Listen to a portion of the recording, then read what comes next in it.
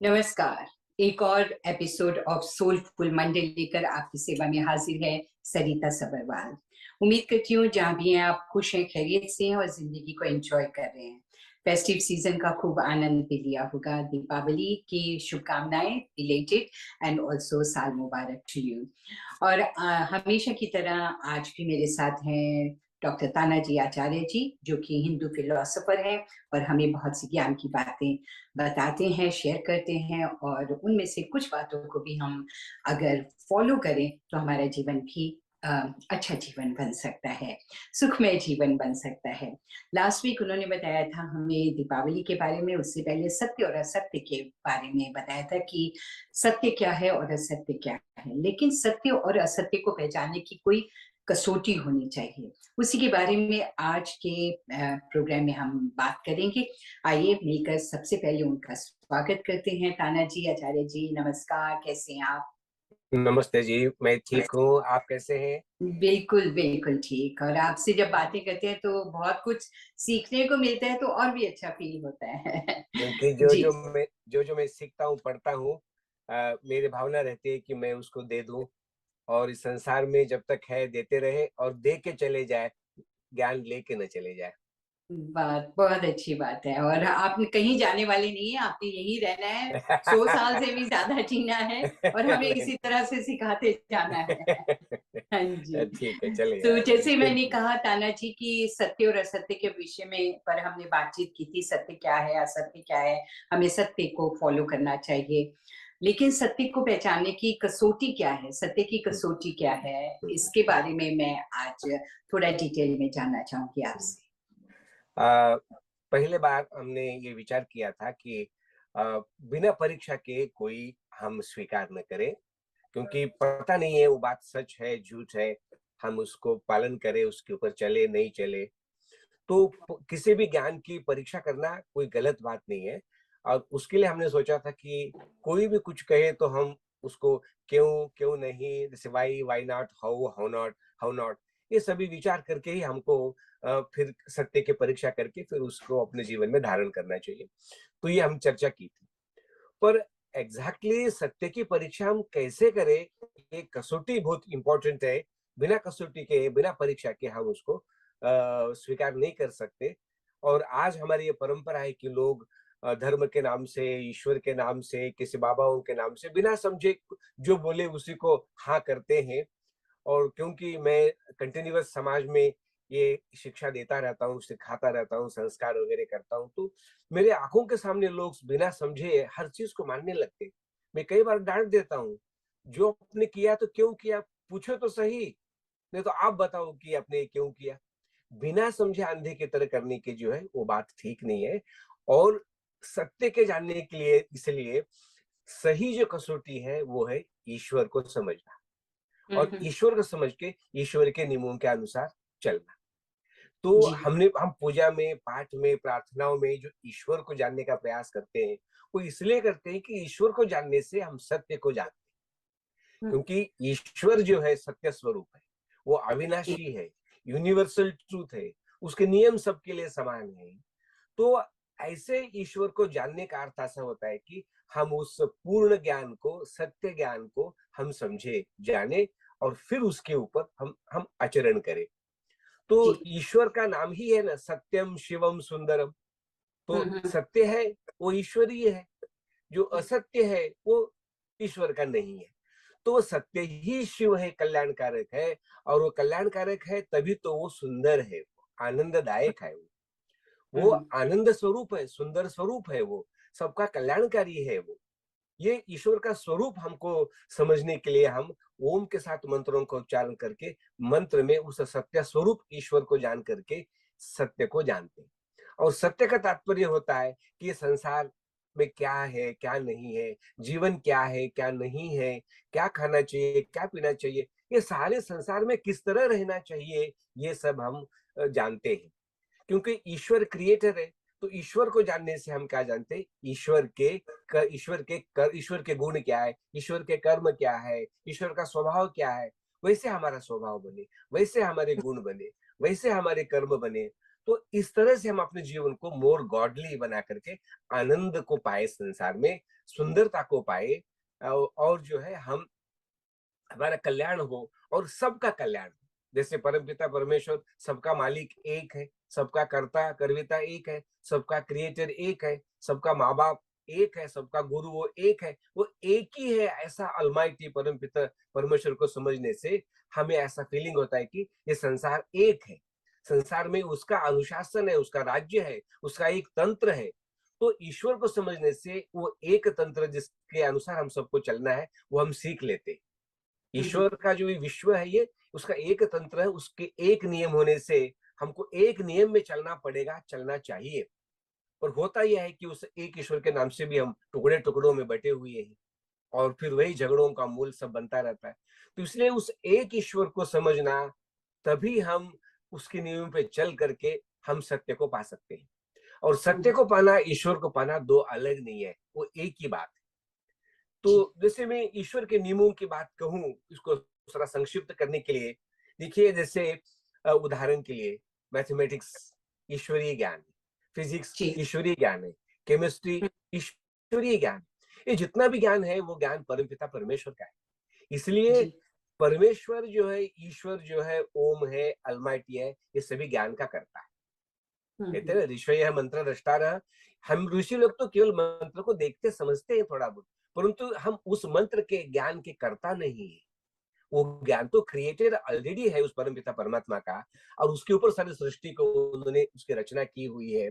जैसे मैं मैथमेटिक्स की बात करता हूँ, मैथमेटिक्स में पाई की value 22/7, the ratio of circumference to radius, to circumference to radius ने diameter जो रेशियो है उसका, वो 22/7 राइट यूनिवर्सली फिक्स है। ये मैथमेटिक्स है, और उस इसके आधार पर पूरे सर्कल का जो है कैलकुलेशन होता है। पृथ्वी के गोल है, सूर्य गोल है, चंद्रमा गोल है, उन सबका एक जो रेशियो है सर्कमफ्रेंस टू डायमीटर 22/7 है। ये कैसे है ये?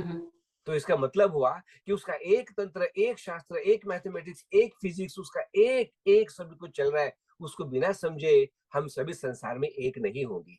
हम कर्णवंतो अविश्वम आर्यम वसुधैव कुटुंबकम हम बन नहीं पाएंगे। हमें उस एक को समझना बहुत जरूरी है। और again to cut the story short, ईश्वर का जो जो जो नियम है, ईश्वर का जो गुण कर्म है, वो वो वो नित्य है, वो बदलता नहीं है। ईश्वर नित्य है, उसके गुण नित्य है, उसका ज्ञान नित्य है, उसका कर्म नित्य है, वो यूनिवर्सल है, वो बदलता नहीं है।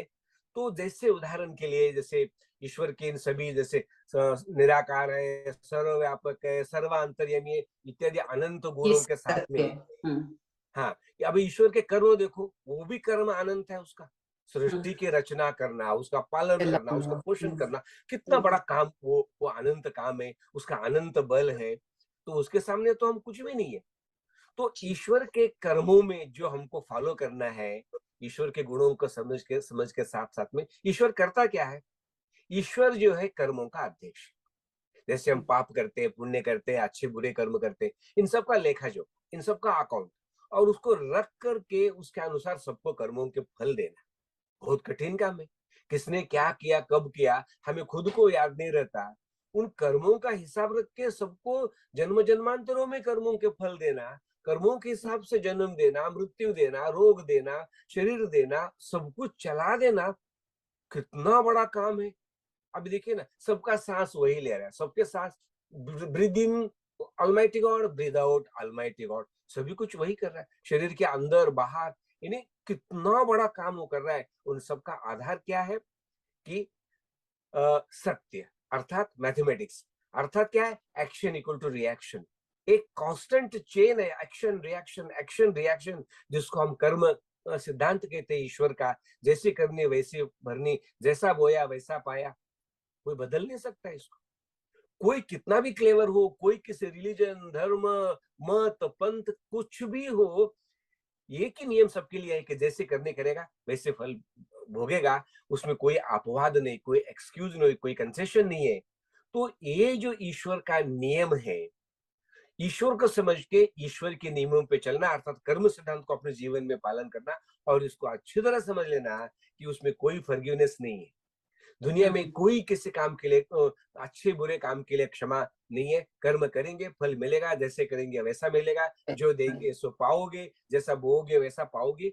पर क्योंकि ऐसा लगता है कि हम ईश्वर को भी नहीं समझते, ईश्वर के कर्म को भी नहीं समझते, और परिणाम क्या होता है, हम पाप करते चले जाते हैं, ईश्वर के नियमों का उल्लंघन करते चले जाते हैं। कौन देखता है, क्या होता है, देख लेंगे। उनको बैक ऑफ द माइंड यही रहता है कि कुछ होने वाला जाने वाला नहीं है, तुम सभी गलत काम करो, तो झूठे काम करने लग जाते हैं। जब तुमको ईश्वर जानते हो, ईश्वर पे विश्वास है, तो तुम झूठ काम कर ही कैसे सकते हो? कोई भी नहीं कर जी। सकता, पर हम सब लोग करते हैं। तो इसका मतलब ना तो हमको ईश्वर पता है, ना तो हमको उसके ईश्वर के नियम पता है, ना उसके हमको कर्म पता है। रहना उसके दुनिया में है, रहना उसके घर में है, और उसके नियमों का पालन नहीं है, उस घर में रहोगे कैसे? जिस देश में रहते हो, कॉन्स्टिट्यूशन पता होना चाहिए। जिस देश में गाड़ी जी। ट्रैवल करते हो, सड़क के नियम पता होना चाहिए। इस शरीर को लेके चल रहे हो, शरीर के नियम आपको पता होना चाहिए कि कैसे शरीर चलता है। तो बिना जी। समझे जब हम गलती करेंगे, गलत खाएँगे, पिएँगे, तो शरीर खराब हो जाएगा। ये तो तो ताना जी अपने आप में एक बहुत बड़ा विषय है। जैसी करनी वैसी भरनी, हाँ, या जैसा बोओगे वैसा ही फल मिलेगा। तो हाँ, इस पर ही हम एक प्रोग्राम में सब हाँ, कुछ एक्सप्लेन कर कर सकते हैं। सकते बहुत हैं। बड़ी बात है। बिल्कुल हुँ, करें। तो ये हुँ, कसौटी है सत्यासत्य हुँ, की, क्योंकि ईश्वर ने सत्य के ऊपर एक नियम के ऊपर एक विश्व खड़ा किया हुआ है। यूनिवर्स का तात्पर्य होता है यूना, या यूनिवर्स का मतलब होता है, यूना मीन्स वन, सबके लिए हुँ, समान, एक न्याय, एक व्यवस्था, एक। तो उस एक रिदम, एक मैथमेटिक्स, एक रूल, तो उसके ऊपर सब कुछ खड़ा हुआ है, तो हमें संसार में रहना सरल हो जाएगा। जैसे देखो, फिजिक्स का साइंटिस्ट कहीं भी काम कर सकता है, मेडिकल डॉक्टर कहीं भी काम कर सकता है, क्योंकि उसको मालूम है एक ही है, वो सबके लिए एक हुँ, ही है। तो हुँ, ईश्वर को समझना, अर्थात ईश्वर के एक नियम को समझना और उसके नियमों के अनुसार चलना, अर्थात हम कर्म के सिद्धांत को समझ लेना। और आप अच्छी तरह से मालूम है, ईश्वर न्यायकारी है, वो न्याय हुँ, करता है, क्योंकि वो बड़ा दयालु है, अन्याय सहन नहीं करता किसी के ऊपर। जब ये सब हुँ, कुछ पता है, तो हम कैसे लोगों की हिंसा करेंगे, लोगों को मारेंगे, लोगों की चोरी करेंगे, हम लोगों को झूठ हुँ, बोलेंगे, लोगों को फंसाएंगे, गलत काम कैसे करेंगे? तुमको हुँ। डर नहीं लगता कि सिंपली पुलिस को देखते ही लोगों की गाड़ियों की स्पीड कम होती है, अब पुलिस जी, जाती है फिर दोबारा शुरू हो जाता है। बिल्कुल। तो ईश्वर तो तुम्हारे अंदर बाहर चारों ओर उसके कैमरे लगे हुए हैं, तो फोटो टेकन है कॉन्स्टेंटली, रिकॉर्ड ऑडियो वीडियो हो रहा है, तो तुम फिर भी डरते नहीं हो, और ईश्वर के नाम से तुम गलत काम करते हो, ये कैसे हो सकता है? ये मेरे लिए दुनिया का सबसे बड़ा आश्चर्य है। ये हुँ, ये बिल्कुल तुम एक तरह से अपने आप से धोखा कर रहे हो, एक दूसरे से हुँ, धोखा दे रहे हो, और खुद ये दुख में पड़ रहे हो। यानी कुल्हाड़ पैर पे नहीं मार रहे, आप कुल्हाड़ी पे पैर मारे जा रहे हो अपने लगातार। बिल्कुल। कुल्हाड़ी पे पैर खुद मारे जा रहे हो, और सब जगह झूठ झूठ स्वार्थ करके दिखेगा सारे संसार में। ये जो दुख फैला हुआ है, उसका मूल कारण मैं ऐसे मानता हूँ कि सत्य स्वरूप ईश्वर को न मानना, हुँ, सत्य सत्यार्थ के को नहीं जानने का है, झूठ के हुँ, रास्ते पे चलना है, एक दूसरे को धोखा देने का है, सारा का स्वरूप है, स्वार्थ है, अन्याय है, ये क्रूरता है, ये दया नहीं है, ये तो आनंद कैसे मिलेगा? तो हुँ, तो हमको आनंद के प्राप्ति के लिए सत्य स्वरूप ईश्वर को समझना बहुत जरूरी है, बहुत क्योंकि ईश्वर का ज़रूरी है। स्वरूप ही सत्य है। तो ये काफी यानी बड़ा विषय है। तो लोग इसको टालने की कोशिश करते हैं, पर आप देखिएगा, ये दुनिया का जितना भी सत्य ज्ञान है, हमने बनाया नहीं है, तो उसका बनाया हुआ है। कर्मों का हुँ, सिद्धांत हमारा बनाया नहीं है, उसका बनाया हुआ है। तो यही तो ईश्वर को जानना है। मुझे जी। मुझे कई बार लोग कहते हैं, बिना तो काम तो कुछ करते नहीं, केवल प्रार्थना करते रहते। अब बिना कर्मों के फल देता ही नहीं, तो तुम हुँ, बिना हुँ, कर्मों के तुम प्रार्थना में फल क्यों मांग रहे हो? तो ऐसे अनेक कॉन्ट्रडिक्शंस पैदा होते हैं। ये बहुत साधारण से मामूली सी बातें हैं ये। तो मैं इसको यहाँ छोड़ देता हूँ, कभी फिर इसके ऊपर विस्तार से हम बात करेंगे। तो ज़रूर। जैसे जैसे मैं कहूँ, ईश्वर जो है कसौटी में पूरे संसार में समन्वय रखता है, इकोलॉजिकल बैलेंस रखता है, शरीर में जी। बैलेंस रखता है। कोई हड्डी टूटती है, खुद जोड़ता है, उसको ठीक करने की कोशिश करता है। तो बैलेंस रखने का जो काम ईश्वर का है, वो इकोलॉजी में देख रहे हो, तो संसार में बैलेंस रखने को सीखो ना, यही तो सीखना है उससे। घर में हुँ, बैलेंस, परिवार में बैलेंस, शरीर में बैलेंस, वातावरण में बैलेंस तो रखना पड़ेगा आपको। तो वो जो जी। बैलेंस रखने का जो नॉर्मल बिंदु है, जो मध्य रेखा है उसकी, वो तो ईश्वर का सच है। हम्म। उसकी लेफ्ट गो गलत, राइट गो गए गलत। तो पूरे सत्य के रास्ते पे चलना और सारे संसार के दुखों को दूर करना, आनंद की प्राप्ति करना, यही तो ईश्वर को मानने का और समझने का मेन तात्पर्य है वो। तो इसको मैं यहीं छोड़ के दूसरी बात बताना चाहता हूँ, दूसरी कसौटी, वो है जी। सृष्टि के नियम। हाँ, law of nature. Law of hmm. Nature है। मैं ये हम्म। तो ईश्वर को समझने में कई बार लोग गलती खा सकते हैं, चलो। पर जो ईश्वर के जो नियम है वो थियोरेटिकल थे, अब उसका एप्लीकेशन सृष्टि में हुआ। क्योंकि सृष्टि बनाई तो क्रिएशन की, तो सृष्टि के नियम है। सत्य न उत्थिता भूमि, सारे संसार को प्रभु ने सत्य पे खड़ा किया हुआ। तो बहुत ब्रीफली कहना चाहता हूँ, laws of mother nature are the laws of almighty god. Laws of the created world are the laws of creator of the universe. तो ऑलवेज अब दुनिया में रहते समय सृष्टि के नियमों का पालन करो, अर्थात फिजिक्स का पालन करो, केमिस्ट्री का पालन करो, बॉटनी का पालन करो, मैथमेटिक्स का पालन करो। संसार में देखो कि संसार चलता कैसे है, आयुर्वेद का पालन करो। और संसार में रहते हुए देख देख के सीखो कि क्या गलत क्या सही, क्या गलत क्या सही। ये ट्रायल एंड एरर करते रहो कॉन्स्टेंटली। तो गलतियां कर कर के भी आप सीखोगे तो बहुत सही है। नहीं तो क्या है कि संसार में रह हम नहीं पाएंगे। और किसी मनुष्य को यह ज्ञान पूर्णतः नहीं है कि जो हम सारे सृष्टि के नियमों को जान के आपको बता सके। पर मैं सभी को यही कहना चाहता हूँ कि सृष्टि के अर्थात मदर नेचर के साथ में रहो। जो अपने बात कही, यदि संसार में वैसा सृष्टि में हो रहा है तो वो सच है। अब जैसे हम ये कहते हैं, भाई जहां जहां धुआं देखा वहां अग्नि देखी, तो हम्म। यही देखा दुनिया में, देखा, दृष्टांत है, वे हो रहा है तो वो सच है। पर जो दुनिया में कभी कुछ हुआ ही नहीं है, कोई उसका दृष्टांत नहीं, कोई घटना नहीं है, वो नियम चल नहीं रहा है, तो हम उसको हम सच मान नहीं सकते। अब जैसे पानी जो है ऑलवेज डाउनवर्ड चलता है, अग्नि हम्म। ऑलवेज ऊपर चलती है। ऊपर जाके। नियम है सारे के सारे। बारिश कैसे होती है, जो कैसे हवा बहती है। अभी तभी तो हम कहते हैं ना, कल बारिश आने वाली है, हवा ऐसे चल रही है, सृष्टि के नियम पे, उसके अनुसार पे छाता लेके चलते हैं हम लोग। तो जी। सृष्टि के नियमों को जानना बहुत जरूरी है। पंचमहाभूत कैसे काम करते हैं, पृथ्वी कैसे काम करती है, पृथ्वी में कौन से बीज बोना चाहिए, कौन सा फल आएगा, कौन सा ऋतु है, कौन सा बीज बोना चाहिए, फसल कब आएगी, कब गुड़ाई करना है। यानी एक नहीं है, सृष्टि के अनंत अनंत नियमों का पालन हमको समझ के करना चाहिए। तब जाकर के हम संसार में रह सकते हैं। ये है art of living in the world. क्या है? Knowing the laws of mother nature and live accordingly, follow it accordingly. अब हमने, प्रभु ने मदर नेचर हवा को शुद्ध खुद करती है, पानी को शुद्ध खुद करती है। पानी में हम्म। मछलियां हमने नहीं डाली पानी शुद्ध करने के लिए, तो वो सबको सिस्टम कर रही है। अब तो मछली, कुएं की मछली फिर खा गई, और वनस्पतियां काट के आप तोड़ तोड़ के सब। तो इकोलॉजिकल बैलेंस हम खराब कर रहे हैं, तो मदर नेचर भी क्या करेगी, प्रभु जी भी क्या करेंगे। तो इसको ध्यान रखिएगा।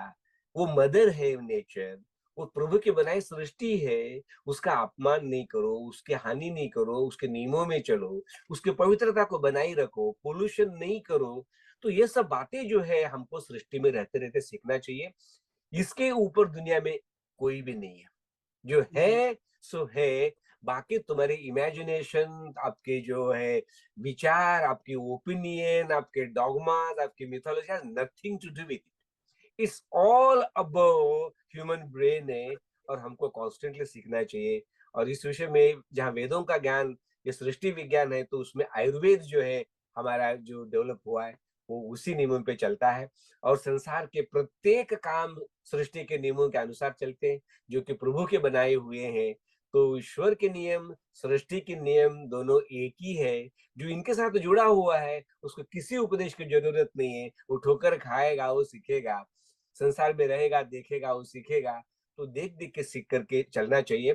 जैसे हम कहते हैं ना कि स्वस्तिक चिन्ह, तो हम्म। स्वस्ति, सबका कल्याण, सबका भला हो। संसार ने क्या किया, सर्वे भगवन्तु सुखिनः, ऐसी सृष्टि बनाई, सर। सभी सुखी रहे, पशु रहे, पक्षी रहे, वनस्पति रहे, सभी टुगेदर ग्रो करे। तो भाई live and let others live. दूसरों को मार के खुद को जीने का ये तरीका प्रभु का नहीं है। तो इसलिए सृष्टि में सृष्टि की तरह रहो, सबका रहने का अधिकार है। पशु भी रहेंगे, पक्षी भी रहेंगे, काले भी रहेंगे, गोरे भी रहेंगे, सब कुछ, सभी जीव जंतु बैक्टीरिया सभी रहने, उनका हक है, उनके लिए भगवान ने बनाया है, ये उनका घर है। तो एक का घर तोड़ के तुम अपना घर बनाना चाहो, दूसरों को जान से मार के खुद रहना चाहो तो नहीं। हमें इस संसार में संगतिकरण करना चाहिए, संसार में हार्मनी बनाए रखना चाहिए। हमारा जीना दूसरों के लिए कष्टदायक नहीं होना चाहिए। भाई आपका भी भला हो, हमारा भी भला हो, यानी आप भी जियो, हम भी जियो, सबके लिए कल्याणकारक, सबके वेलबीइंग के लिए हमको जीना चाहिए। अभी देखिएगा, वनस्पति हमको ऑक्सीजन देती है, हम वनस्पति को कार्बन डाइऑक्साइड देते हैं, वनस्पति हमको खाने के लिए फल-फूल देते हैं, हम उनकी रक्षा करते हैं। तो वनस्पति के बिना जीने का कोई सोच ही नहीं सकता। सेम प्राणियों का भी है। वनस्पतियों से भी ज्यादा प्राणी ये वायु प्रदूषण और संसार के प्रदूषण में बहुत अच्छा काम करते हैं, more effective, they are more effective. तो ये जो परस्पर एक जीने का जो है, लिविंग टुगेदर का जो साइंस है, जो कि सबके लिए एक नियम सृष्टि का है, तो उसके अनुसार चल के ही हम संसार में सुखी हो सकते हैं। तो सृष्टि के नियम is the criteria of truth, is the way to reach happiness, is the way to reach Almighty God। And ये सृष्टि के नियम ही सत्य ज्ञान की कसौटी है और आनंदी जीवन की कसौटी है। इसको तुम कितना भी बढ़ाओ, तुम तो वो सभी कर सकते हो। और सभी शास्त्रों का, सभी सृष्टि विज्ञानों का जो एम है, वो है सृष्टि के नियमों को जानना। बॉटनी के रूप में, फिजिक्स के रूप में, केमिस्ट्री के रूप में, ये जितने भूगोल के रूप में, जितने भी, इवन इतिहास में भी जाओ तो सृष्टि के नियमों का पालन ही हम हमारे लिए एक मार्गदर्शक ठहरता है, नॉर्मल ठहरता है। तो ये बात जो विशेष रूप से हम समझना चाहिए। तो आज दो नियमों का हमने देखा है कि ईश्वर को समझ के, ईश्वर के नियमों को समझ करके सत्य को समझना, और सृष्टि के नियमों को समझ के सत्य को समझना, और सत्य को समझ करके आनंद के रास्ते पे चलना, ये हम सबके लिए बहुत जरूरी है। आज हमने ईश्वर को भी गलत समझा, सृष्टि को भी, सृष्टि के भी नियमों को हमने नहीं समझा, और उसके परिणाम स्वरूप जो है हम सत्य से दूर चले जाते हैं। तो ये दो क्राइटेरिया आज मैंने आपके लिए बताया। बाकी क्राइटेरिया हम नेक्स्ट बार में सोचेंगे। ताना जी, बहुत अच्छा लगा, बहुत अच्छी तरह से आपने समझाया है हम सभी को, और मुझे उम्मीद है कि सभी सत्य के मार्ग पर चलने की जरूर कोशिश करेंगे, जरूर कोशिश कीजिएगा। और सत्य को कभी छुपाना नहीं पड़ता है, सत्य सत्य ही है, तो इसलिए सत्य ही बोले, सच्चे मन छुपा से सब काम करें और सत्य छुपाने के से भी मार्ग। नहीं छुपाने से भी नहीं हाँ, छुपता। बिल्कुल कहते हैं बिल्कुल।